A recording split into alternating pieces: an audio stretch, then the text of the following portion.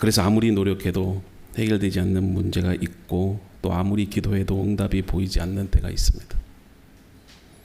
사업의 문이 막히고 건강의 문이 막히고 관계의 문이 막히고 미래의 길이 보이지 않을 때가 있어요.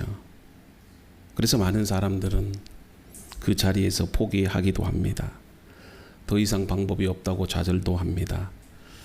그러나 성경은 여러분들에게 다음과 같은 메시지를 줍니다. 하나님의 사람은 길이 있기 때문에 가는 사람이 아니라 믿음으로 길을 만드는 사람이라고 강조해요. 오늘 본문은 예수님께서 이 가버나움의 한 집에 계실 때 일어난 사건을 배경으로 합니다. 예수님의 소문이 온 갈릴리에 퍼지면서 수많은 사람들이 몰려듭니다. 집 안은 물론이고 문 앞까지 사람들로 가득 찼어요. 근데 바로 그때에 네 사람이 중풍병자를 침상에 메고 예수님께 나옵니다. 그런데 그들을 기다리고 있던 것은 열린 문이 아니라 막힌 문이었습니다. 수많은 사람들 때문에 갈 수도 없었고 문도 열리지 않았어요. 하지만 그들은 포기하지 않았습니다. 결국 포기하지 않았기 때문에 그들은 믿음의 길을 만들었고 결국 기적이 그 길을 따라왔던 겁니다. 여러분들의 인생에도 뜻하지 않는 어려움으로 길이 막혀 지금도 힘들어하고 있을 겁니다. 그러면 우리가 그 막힌 길을 어떻게 열어갈까요? 오늘 말씀을 통해서 그 영적 원리를 우리가 배우고 함께 은혜를 나누고자 합니다. 첫 번째, 믿음은 길을 만듭니다. 아멘. 오늘 특별히 여러분들 오늘 말씀을 경청해서 잘 들으세요. 다시 강조하지만 믿음은 길을 만듭니다. 만들어진 길을 가는 게 아니고 믿음은 길을 만듭니다. 오늘 본문의 배경은 이 갈릴리 사역 초기에 일어난 사건입니다. 예수님께서 광풍을 잠잠하게 하시고 또 귀신 들린 자를 고치고 각종 병자를 치유하시는 놀라운 사역을 우리가 지난주에도 말씀을 통해서 들었잖아요. 그래서 온 갈릴리 지역에 큰 명성을 얻고 계셨어요. 그래서 우리가 지난 시간에도 마가복음 1장 마지막 부분에 한 나병 환자를 고치는 그 사건이 기록되어 있잖아요. 그 사건을 통해서 많은 사람들이 그 예수님의 권능에 놀랐습니다. 그리고 그 소문이 온 지역에 퍼지면서 사람들이 사방에서 예수님께 몰려들기 시작합니다. 그래서 예수님께서 다시 가버나움으로 오셨을 때도 사람들이 그 소문을 듣고 예수님보다 먼저 가서 기다리고 있는 겁니다. 집안은 물론이고 온 동네까지도 사람들로 가득 찼어요. 예수님은 그들에게도 여전히 하나님의 말씀을 전하고 계셨어요. 그래서 사람들은 병 고침을 보기 위해서뿐만이 아니고 또 예수님의 말씀을 듣기 위해서 모여듭니다. 바로 그때에 4명의 사람이 중풍병자를 침상에 메고 나타납니다. 당시 여러분 중풍병자는요, 단순히 몸이 불편한 정도가 아닙니다. 노동도 할 수 없고 가족의 도움 없이는 생활도 어려운 상태예요. 오늘처럼 의료시설이나 복지제도가 없던 그 시대의 중풍병자는요, 경제적으로도 사회적으로도 여러분 매우 힘든 삶을 살아갈 수밖에 없습니다. 더욱이 당시 유대인들은 질병을 죄와 연결해서 생각하는 경향이 있었기 때문에 대부분 병자들은 하나님으로부터 저주받은 사람이다, 부정한 사람이다. 그래서 원래 율법은 부정한 것 만지면 안 되기 때문에 죄인들을요 상종도 하지 않습니다. 그렇기 때문에 병자는 육체적인 고통뿐만이 아니라 사회적인 시선, 사람들의 편견, 그 냉대감이 더 힘들게 하는 거예요. 그런데 오늘 말씀을 보니까 이 사람에게 참 좋은 친구가 있다. 4명의 좋은 친구가 있었어요. 그들은 친구가 중풍병으로 고통당할 때 그 중풍병으로 고통당하는 그 친구를 외면하지 않아요. 그리고 무엇보다도 그 친구를 예수님께로 데리고 가요. 예수님께 데리고 가기만 하면 새로운 희망이 있을 거야. 반드시 그 침상에서 일어날 거야. 그래서 여러분요, 어떻게 했다?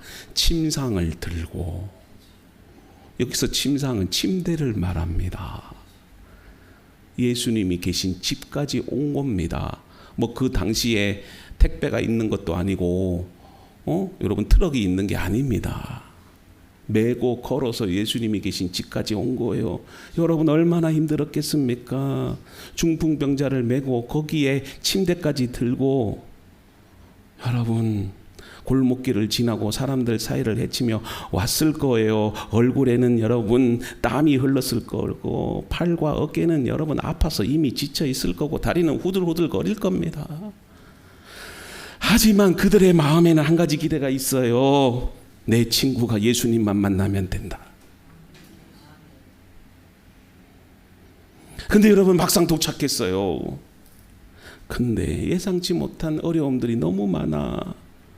너무 많은 사람들 때문에 도저히 예수님이 계시는 집 안으로 들어갈 수가 없어요. 아마 사람들에게 큰 소리로 비켜달라고 말했을 수도 있습니다. 그런데 길이 열리지 않아요. 문은 여전히 막혀 있었고 사람들로 가득 차 있었어요. 보통 사람 같으면, 우리 같으면 여기서 포기했을 겁니다. 야, 우리가 여기까지 온 것도 대단한데 최선을 다했으니까 됐다. 야, 오늘 너무 사람이 많으니까 오늘은 아닌가벼. 다음에 오자. 뭐 예수님이 뭐 다음에는 안 오겠어? 또 어떤 친구는 이렇게 말했을 거예요. 그래, 어쩔 수 없다. 그런데 문제는 우리는 그렇게 생각해도 이 4명의 친구는 그렇게 생각하지 않았다는 데 있어요.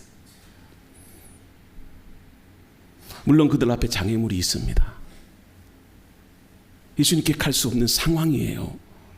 근데 이 4명의 친구는 예수님을 향한 그 믿음과 그 친구를 살려보겠다고 하는 그 정말 애틋한 간절함이 그 마음속에 있어요. 비록 길이 막히고 상황은 더 어려워졌지만 포기하지 않는다. 아마도 이 친구들의 마음속에는 길이 없지, 그러면 길을 만든다. 여러분, 이게 믿음이에요. 이게 믿음이에요. 앞이 막혔다고 해서요, 예수님께 나아가는 길까지 막힌 건 아니라는 겁니다. 자, 문이 막혔어요. 수많은 사람들이 앞에 있어요. 갈 수 없어요. 근데 그들은 어떻게 했다? 지붕으로 올라가는 과감한 선택을 했다. 우리가 볼 때는 미친 놈들이죠. 어떻게 남의 집에 지붕을 뜯습니까? 그런데 여기서 우리가 한 가지 교훈을 얻어요. 대부분의 사람은 문이 닫히고 도저히 갈 수 없는 그 상황이 있으면 이제 끝났다 생각하고 발걸음을 돌리는데, 그러면서 돌아가면서 환경에 안 받쳐주네, 시기가 안 좋아 하며 핑계를 찾잖아요.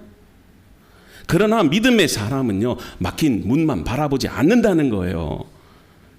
믿음은 막힌 문 뒤에 계시는 하나님을 봅니다.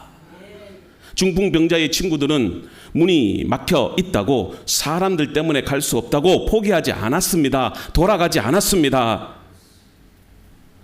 그들의 목적은 오직 예수님을 만나야 한다는 그 사명이 있었어요. 그래서 고민했겠죠. 어떻게 해야 될까 생각했겠죠. 그 내린 결론이 뭡니까? 문이 아니면 지붕으로 간다. 길이 없다고 생각한 곳에서 새로운 길을 찾았던 거예요. 그래서 네 친구는요, 중풍병자를 들것에 눕힌 채 계단을 통해 지붕 위로 올라갑니다. 그리고 그 지붕을 뜯습니다. 생각해보면 이건 미친 짓이죠. 쉽지 않은 결정입니다. 사람들의 시선도 부담스러웠을 거예요. 집주인에게는 얼마나 미안합니까? 나중에 그걸 다 변상해야 됩니다. 경제적인 비용도 들어가는 일이에요. 그러나 그들은 그걸 생각하지 않아요. 시간도 걸리고 힘이 많이 들었을 겁니다. 하지만 포기하지 않는다. 왜냐하면 그들에게는 믿음이 있었기 때문에. 그래? 길이 없어? 그러면 길을 만든다. 이게 여러분 그리스도인의 믿음의 자세예요. 예수님께 데려가기만 하면 된다. 그 뒤의 일은 예수님이 알아서 하신다. 그러니 비용이 들더라도 힘이 들더라도 믿음으로 한번 해보자. 그래야 능력이 나타나요. 지붕 뜯었는데 돈이 많이 들어갈 텐데, 지붕을 뜯으면 사람들이 뭐라고 할 텐데, 그거 생각하면 일을 못해요. 믿음이란 뭡니까? 아무리 어려운 일이 있다 한달지라도 예수님께로 데려가기만 하면 된다. 그래서 그 길을 만드는 거예요. 믿음은 장애물이 없는 상태를 말하는 게 아닙니다. 믿음은 장애물 앞에서도 포기하지 않는 겁니다. 믿음은 막힌 문을 보고 돌아서는 것이 아니고 다른 길을 찾는 거예요. 믿음은 현실을 무시하는 것이 아니고 현실보다도 크신 하나님을 바라보는 겁니다. 성경을 보면 하나님의 역사는 늘 막힌 곳에서 시작이 돼요. 이스라엘 백성들이 출애굽을 합니다. 이제 모든 것이 다 잘 될 줄 알았는데 앞에는요 홍해 바다가 있어요. 홍해 바다가 갑천이 아닙니다. 진짜 바다예요. 태평양 같은 바다입니다. 그 바다를 어떻게 갑니까? 뒤에는 애국 군대가 몰려와요. 꼼짝없이 죽게 됩니다. 그런데 하나님의 역사는 뭐예요? 홍해 바다를 가르는 거예요. 우리는 그 홍해 바다 앞에 주저앉고 울고불고 두려워서 다시 애굽으로 돌아가자 그렇게 외쳐요. 근데 여러분, 믿음은요 홍해 바다가 앞에 있어도 그 바다를 가르며 가는 거예요. 여호수아는 앞에 요단강이 있잖아요. 그러나 믿음으로 발걸음을 딱 내디드니까 그 요단강물이 갈라지잖아요. 다윗 앞에는 골리앗이 있어요. 그러나 믿음으로 나아가니까 골리앗을 쓰러뜨려요. 에스더는요 민족이 망할 큰 위기에 있습니다. 그런데 에스더는요 길을 만들잖아요. 그래, 내가 죽으면 죽겠다. 내가 죽으면 죽겠다. 이런 믿음이 역사를 만드는 거예요. 평범한 믿음으로 여러분 기적을 못 만듭니다. 죽으면 죽으리라. 그 각오를 가지고 하나님께 매달릴 때 여러분 역사는 나타나는 거예요. 여러분들이 어떤 문제 앞에 죽으면 죽겠다는 각오로 여러분 믿음으로 도전해 본 적 있어요? 어쩌면 우리는 이번이 때가 아닌가 보다. 다음에도 기회 있겠지. 이거는 도저히 인간으로 할 수 없어. 그러니 다음 기회를 노려보자. 그렇게 생각하잖아요. 우리 로뎀 가족들은 그렇게 생각하지 마세요. 믿음으로 그 문제를 해결해 나가세요. 안 되면 하나님 앞에 울부짖어요. 바울도요 복음을 전하면서 얼마나 수많은 핍박과 고난이 있었습니까? 그러나 결국은요 그 바울의 선교가 오늘날 이렇게 전 세계가 예수 그리스도를 알게 되는 놀라운 열매를 맺게 된 거잖아요. 하나님은요 언제나 길이 없는 곳에서 길을 만드신 분이에요. 우리의 삶도 마찬가지입니다. 하나님을 믿는다고 해서 모든 일이 쉽게 풀리는 게 아니에요. 고난이 없는 게 아닙니다. 예수 여러분 잘 믿으면요 믿을수록 고난이 와요. 근데 이해할 수가 없어. 예수를 더 잘 믿는데 왜 고난이 옵니까? 그게 여러분 신앙이고 믿음이에요. 그 문제가 해결됐다고 다음 고난은 없나요? 계속해서 문제가 있습니다. 그럴 때 우리가 그 문제를 어떻게 해결해 갈 수 있는가? 결국은 믿음으로 사는 거예요. 믿음은 기다림이고 인내요. 하나님을 신뢰하는 겁니다. 그래, 내 인생 이대로 끝나지 않는다. 하나님이 반드시 내 인생을 축복하신다. 그래, 두고 보자. 이놈의 마귀 새끼들 장난치고 있는데 결국은 믿음이 승리하게 될 거야. 여러분 이렇게 극복해 가야 됩니다. 건강의 문제, 경제의 문제, 관계의 문제, 자녀의 문제, 막힌 벽 앞에 서게 될 때가 있지요. 그럴 때 오늘 본문은 여러분들에게 이렇게 위로의 말씀을 줍니다. 믿음은 막혔다는 것을 끝으로 말하지 않습니다. 끝이라고 말하지 않아요. 문이 막혀 있으면 지붕으로 올라가면 됩니다. 방법이 보이지 않으면 하나님께 지혜를 구하면 됩니다. 응답이 늦어지면 더 기도하면 됩니다. 길이 보이지 않으면 하나님을 더 바라보면 된다는 거예요. 많은 사람들이 기적이 일어나기 직전에 포기를 해요. 응답 직전에 낙심을 해요. 하지만 내 친구는 포기하지 않고 결국 예수님 앞에 중풍병자를 내려놓습니다. 그 믿음이 기적을 일으킨 겁니다. 세상 사람들이 볼 땐 지붕을 뜯는 거 미친 짓이죠. 그러나 그 미친 짓이 결국은요 기적을 만들어내는 거예요. 우리에게도 동일한 믿음이 필요합니다. 가정의 문제를 포기하지 마세요. 자녀의 문제를 포기하지 마세요. 교회의 부흥을 포기하면 안 됩니다. 기도 포기하면 안 돼요. 하나님은 지금도 길이 없는 곳에서 길을 만드시는 하나님이기 때문에 그렇습니다. 사람들이 보는 것은요 막힌 문이지만 믿음은 열린 하늘을 봅니다. 사람들이 본 것은 문제 그 자체지만 믿음은 예수님을 보는 거예요. 그런 믿음으로 여러분들이 믿음의 길을 만들어가는 성도들이 되기를 바랍니다. 자, 두 번째는요, 믿음은요 사람을 예수님께로 인도합니다. 이게 문제의 해결이라는 거예요. 여기서 우리는 중요한 사실을 발견합니다. 예수님은 이 중풍병자의 믿음이 아니고 그 중풍병자를 메고 온 4명의 친구들의 믿음을 보시고 중풍병자를 고쳐주신 거예요. 이게 중요합니다. 그의 믿음을 보시고가 아니고 그들의 믿음. 여기서 그들은 누구예요? 4명의 친구들이에요. 말씀을 보더라도 이 말씀을 깨달으면 여러분 은혜가 돼요. 예수님은 중풍병자의 믿음만 보신 게 아니고 내 친구의 믿음을 함께 보신 거예요. 여기서 우리는 믿음이 단순히 개인적 차원에만 머물지 않는다는 사실을 알아야 돼요.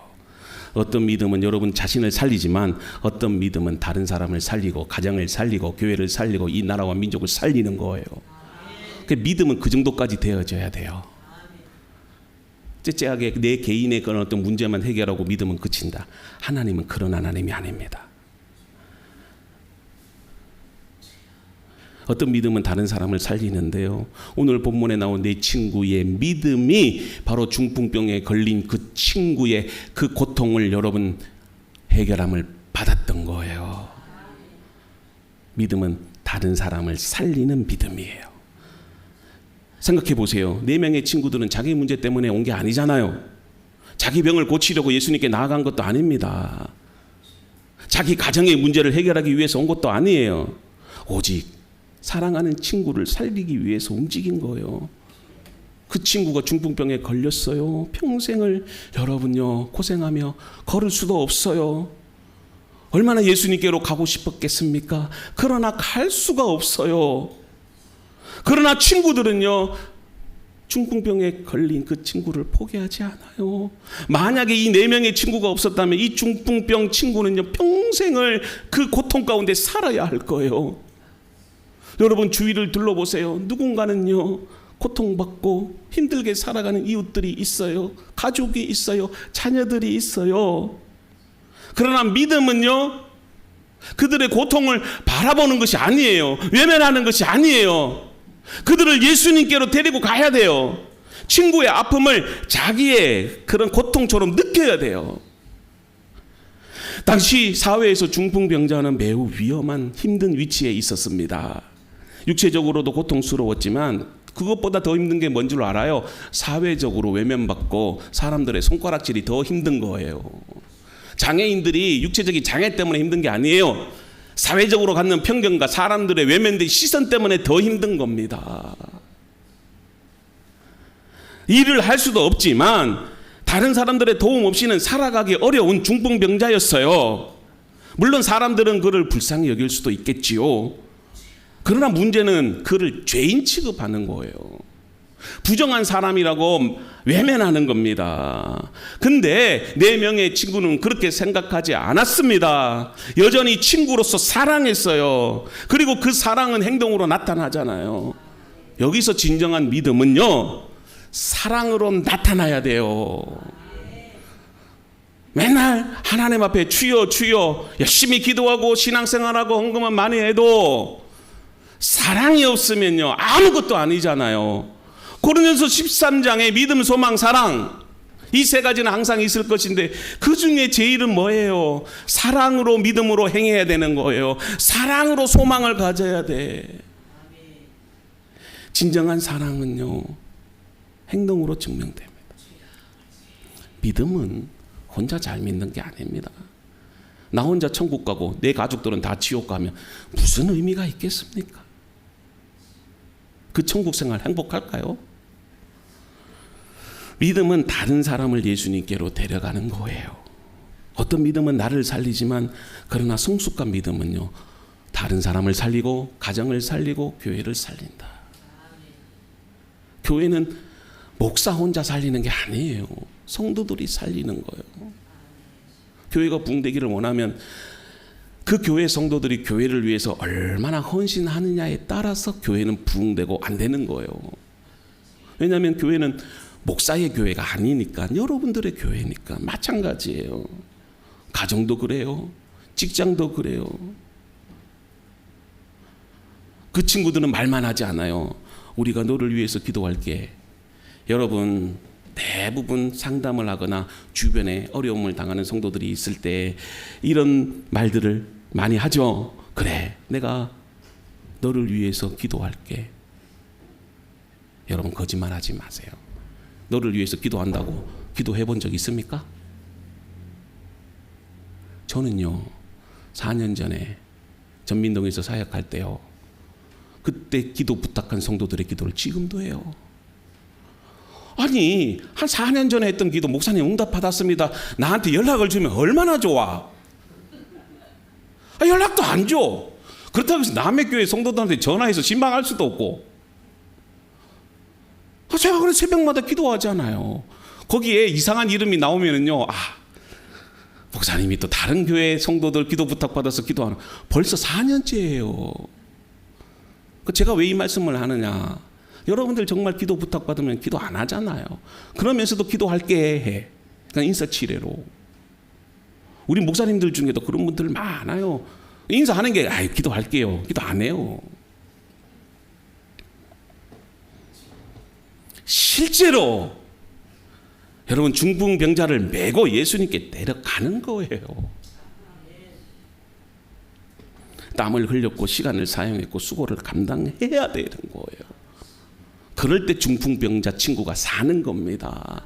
그냥 주여 주여 한다고 사는 게 아니고 그 중풍병자 고통 가운데 있는 친구를 예수님께 데려가는 거예요. 왜요?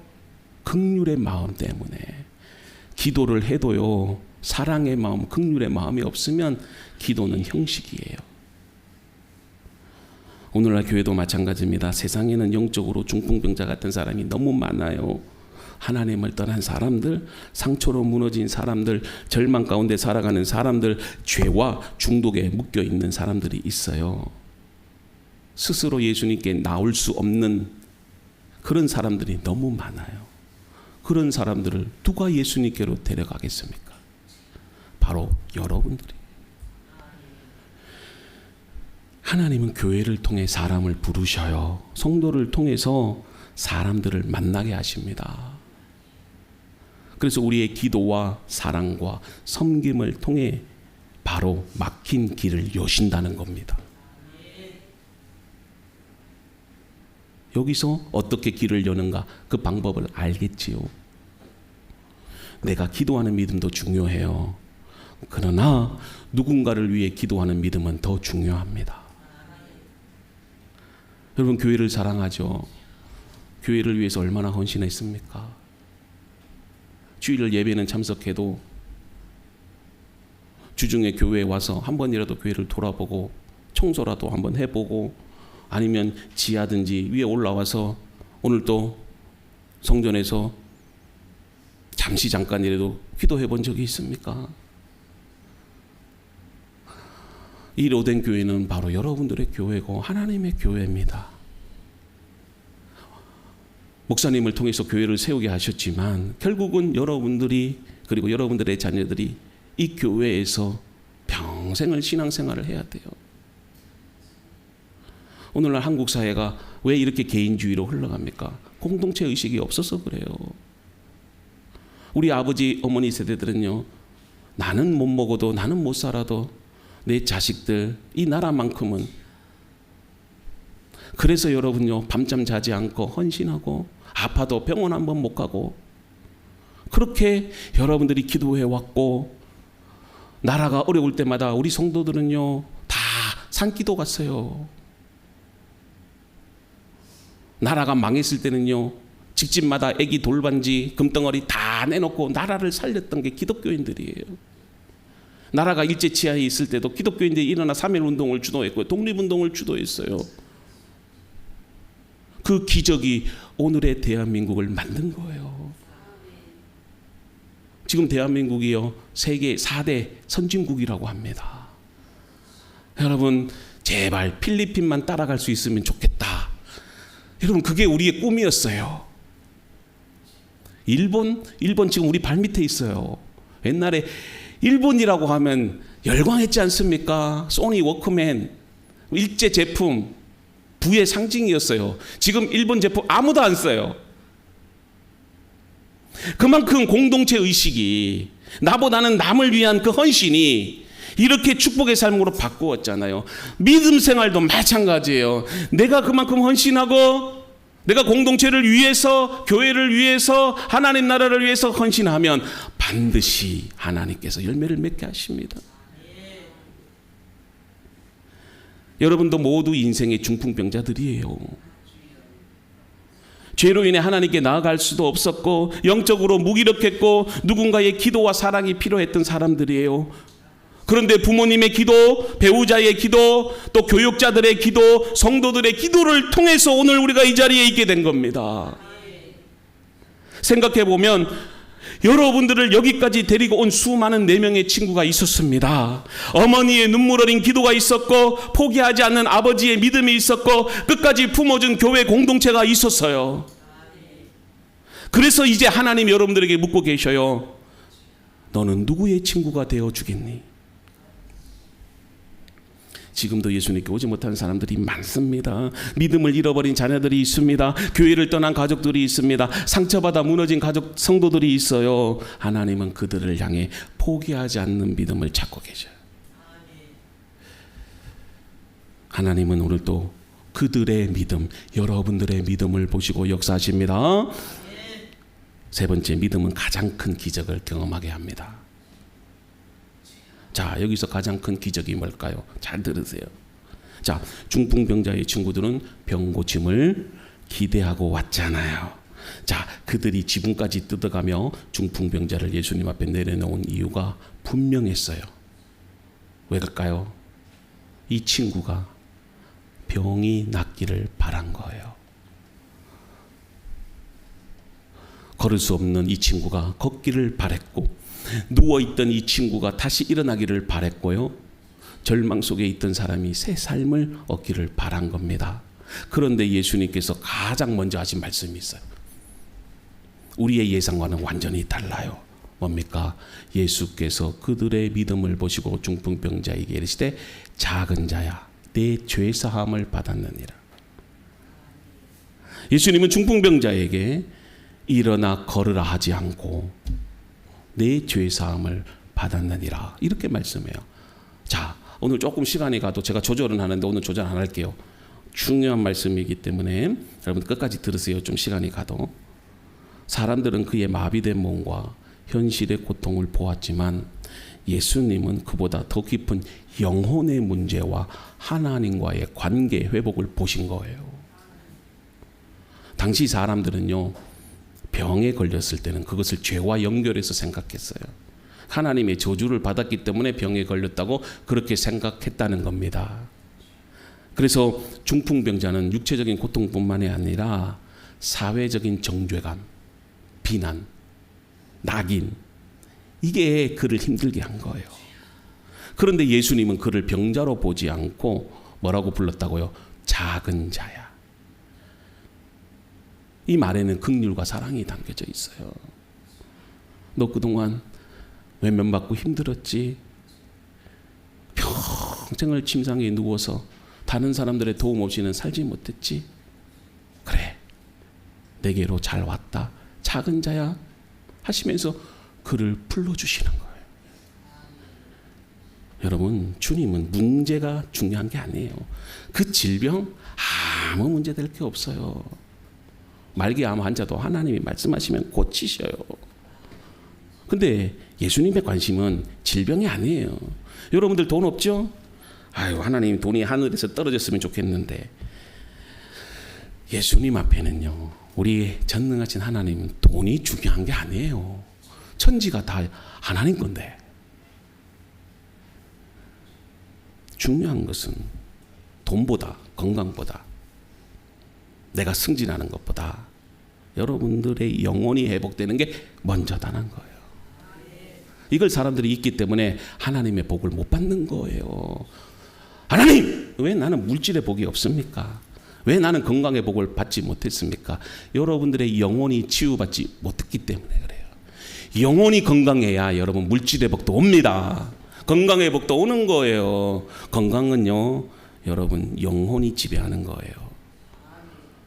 맨날 나쁜 것만 먹고 스트레스 받고 화나 부리고 해봐요. 암병이 생기지.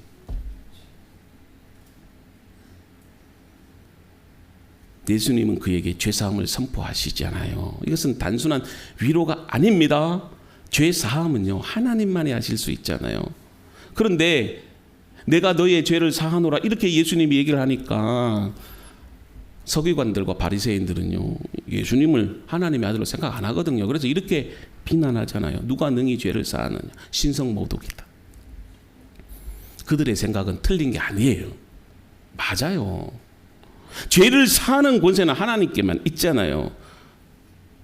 그런데 깨닫지 못한 게 있어요. 바로 예수님이 죄 사하는 권세를 가지신 하나님의 아들이다. 우리가 아침마다 욥기서를 묵상하잖아요. 욥의 친구들이 하는 말들이 틀린 게 아니에요. 틀린 게 아니에요. 제가 그렇게 보내드렸잖아요. 틀린 말이 아니에요. 맞아요. 죄를 지었으니까 고난을 당하는 거예요. 근데 친구들이 그렇게 얘기를 해요. 근데 여러분, 맞는 말이 있고 틀린 말이 있어요. 맞지만 틀린 말이에요. 말이라는 것은 적절한 때의 상황을 보고 말을 해야 돼요. 사랑이 담긴 말, 은혜가 담긴 말을 해야 된다는 거예요. 맞는 말도 사랑으로, 은혜로 해야 된다는 거예요. 맞는 말을 맞는 말답게 하니까 성도들이 시험 드는 겁니다. 교회에서 왜 시험에 드는 줄 아세요? 맞는 말을 맞는 말로 하니까 틀리는 거예요. 상처받는 거예요. 사랑으로 해야 되고 은혜로 해야 되는데 맞는 말을 맞는 말로 하니까 상처받아요. 우는 분들은 깨달음이 있을지어다.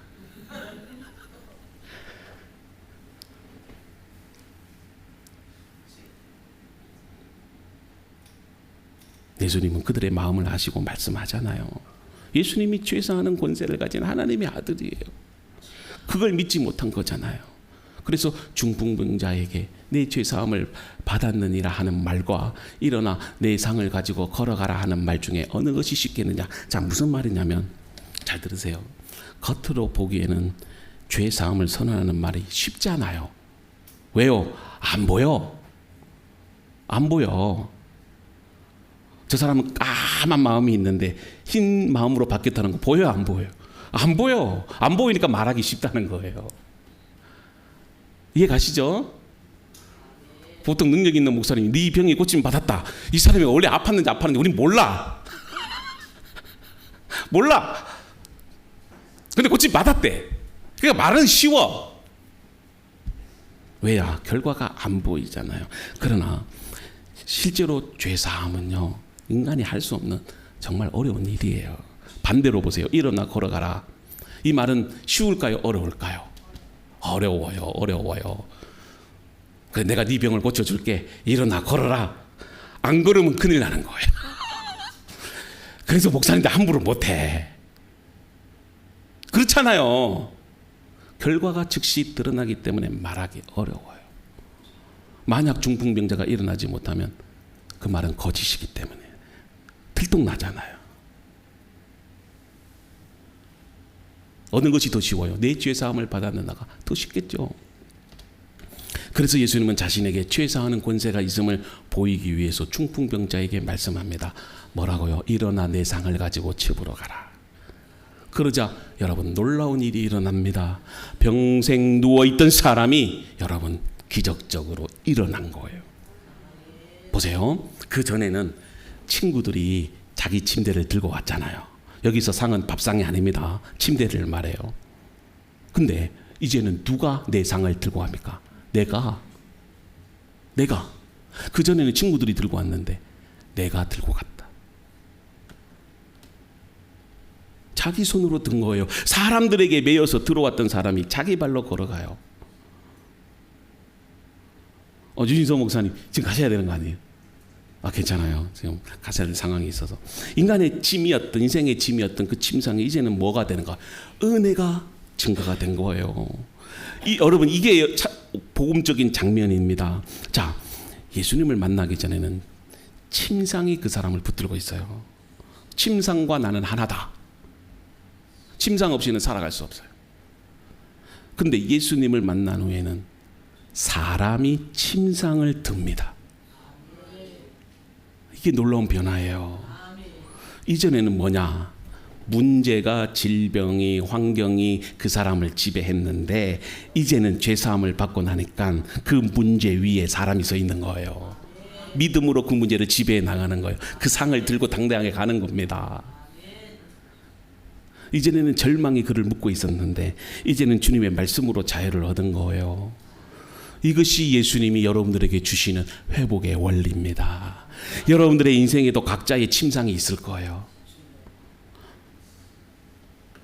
여러분들에게도 각각의 침상이 있잖아요. 질병, 죄책감, 상처, 실패, 관계에 대한 아픔, 두려움, 여러분들을 묶어둘 때가 있어요. 그래서 우리는 그 침상에 오래 누워 앉아 있을 수밖에 없어.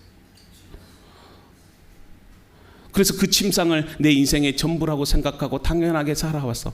당연한 게 아니에요. 나는 원래 이런 사람이야.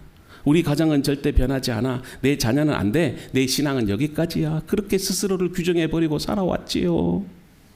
근데 예수님은 여러분들을 그 자리에 계속 누워있게 하지 않아요. 주님이 말씀합니다. 일어나라!